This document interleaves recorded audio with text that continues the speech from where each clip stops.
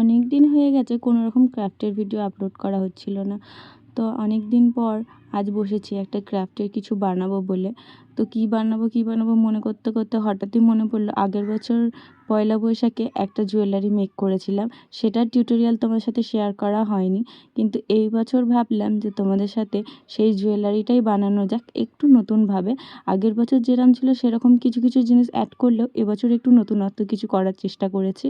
আর জানিও আগেরটা না এটা কোনটা বেশি ভালো লাগছে, সেটা তো করার সাথে সাথেই একজন নিয়ে নিয়েছিল। আর এবছর নিজের জন্যই একটু বানানোর চেষ্টা করছি, কিছু কড়ি ধানও করে নিয়েছি ক্লে দিয়ে।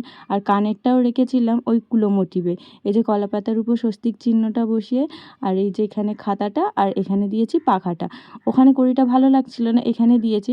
এইটুকু জায়গার মধ্যে ঘেঁচাঘেঁচি লাগছে জানি, কিন্তু তোমাদের কেমন লাগছে আমাকে একটু জানিও। কালার করার ভিডিওটা নেক্সট ভিডিওতে দেবো। টাটা।